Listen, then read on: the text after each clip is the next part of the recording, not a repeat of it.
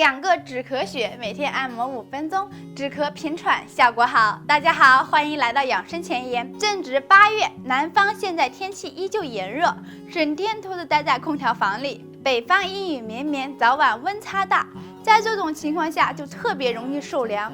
今天就跟大家分享2个缓解咳嗽的穴位。我们手上有一个咳喘穴，还有一个咳喘心穴，顾名思义就是对咳嗽有非常好的帮助。下面我们一起来了解一下穴位的具体位置。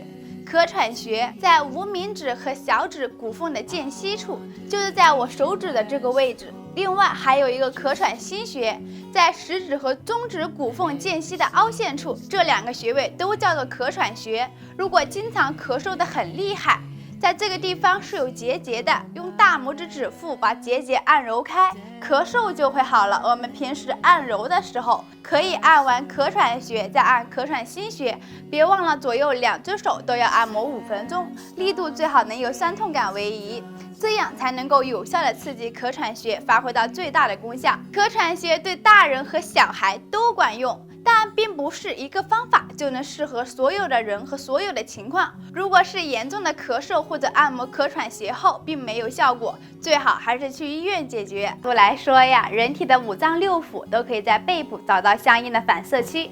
人的上背对应的是肺和心脏，背的下部呢对应的是脾、胃、肝、胆，腰部对应的肾、膀胱、大肠和小肠，颈柱的两旁有人体的膀胱经。由此可见，人体的背部都是很重要的部位。下面就教大家滚背的动作。在地上呢铺一条毯子，地面不要太硬。坐好以后，双腿弯曲，双手扶住膝盖，身体的重心落在尾骨和坐骨之间，也就是我们的臀部下方。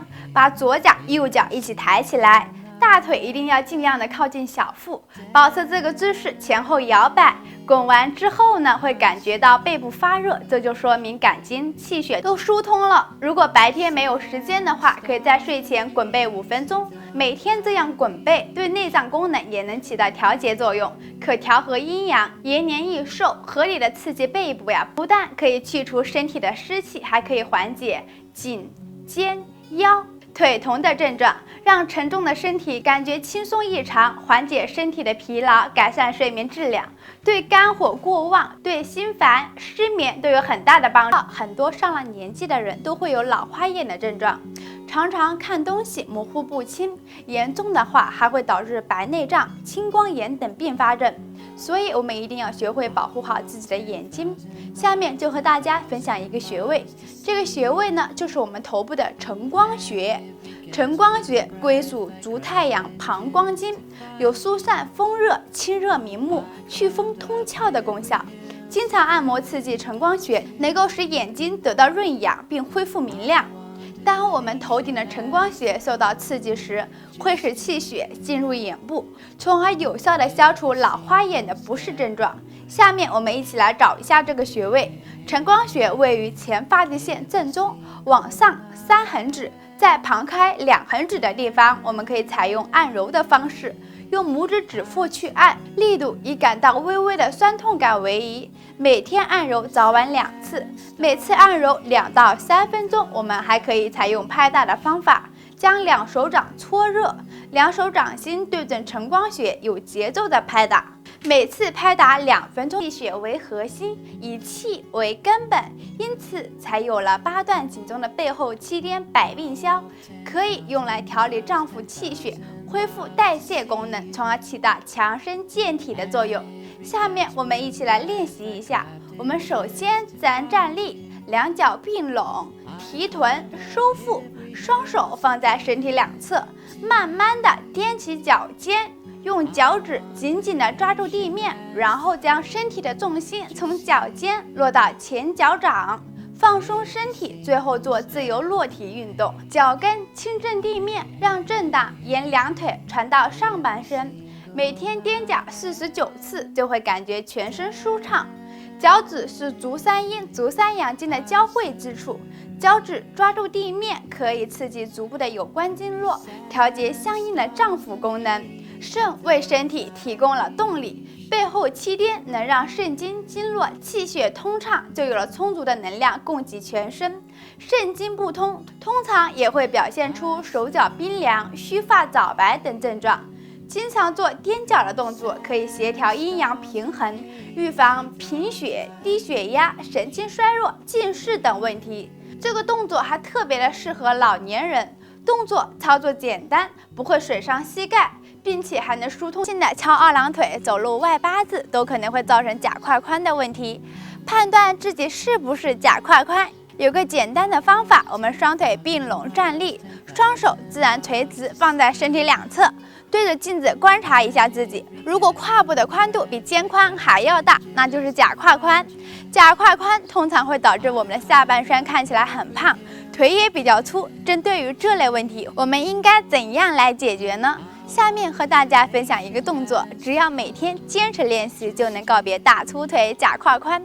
我们首先准备了一条瑜伽垫，仰卧在瑜伽垫上，屈膝，双腿分开，与胯同宽，核心收紧，让背部完全紧贴地面，收紧腹部，臀部发力，慢慢的向上抬起臀部，背部离开地面，臀部抬起至极限，收紧，保持30秒的时间，再慢慢的回到起始动作。每天坚持练习这个动作30次左右，1个月下来就能改善腿粗、屁股扁平等问题。好了，以上就是今天的全部内容。任何的运动都需要长时间的坚持，这样才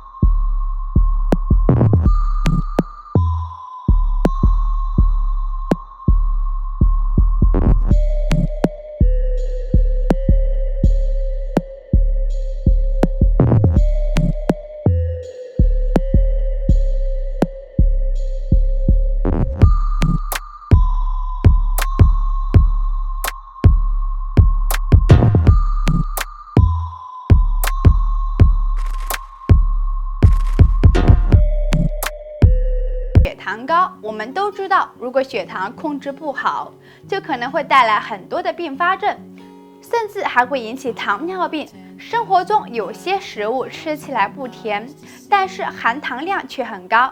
下面就为大家介绍2种常见的食物。1. 淀粉类食物。淀粉类的食物有很多，有米饭、馒头、土豆、甜玉米、莲藕、番薯、芋头等等。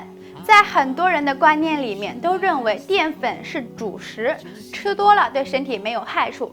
但是摄入的淀粉进入体内，最终会转化成糖类，从而增加血液中的含糖量，也会影响胰岛素的分泌，不利于人体健康。因此，高血糖人群这些食物也要少吃。2. 糖分很高的水果。有几种水果比较特殊，因为含有不同的淀粉，或者水果中的酸涩味掩盖了水果本身的甜味，吃起来不甜，但是糖分却很高。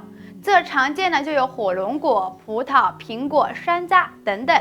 这些水果呢，糖分高，热量高，所以高血糖人群也要少吃。健康的饮食就是要适量。任何的食物都不能多食，不偏食，不挑食，不多食，这样才能保证健康。在生活中非常多见，尤其是平时缺乏锻炼、饮食不规律、不喜欢吃水果蔬菜的人，特别容易便秘。其实呀，我们平时做一些小动作，就可以对全身起到保健的作用。我们的食指上对应的是人体的大肠经，对应的器官是大肠胃。所以经常便秘、腹泻、消化不良的人呢，可以多刮一刮食指。食指的外侧就是靠近大拇指的这一侧。刮的时候呢，我们一只手的五指并拢，用我们的手掌去进行擦拭，速度呢可以稍微快一些，一直从指根刮到指尖，每天刮3到5分钟。做完左手之后呢，再做右手。如果家里有刮痧板的话，可以用刮痧板的凹陷端来刮，也是刮3到5分钟。最好能刮到手指微微发热发红，经常这样的刮手指呀，不仅可以改善便秘的情况，还可以缓解腹泻。刮手指主要是为了调节大肠的功能，只要肠胃的功能正常，排泄也会变得有规律。如果是老人和小孩的话，刮的速度呢可以稍微慢一些，尤其是小孩，年龄越小呀，要刮得越慢，就像轻轻的抚摸一样。好了，以上就是今天的全部内容。喜欢本视频可以点击右下方的关注，我们下期再见。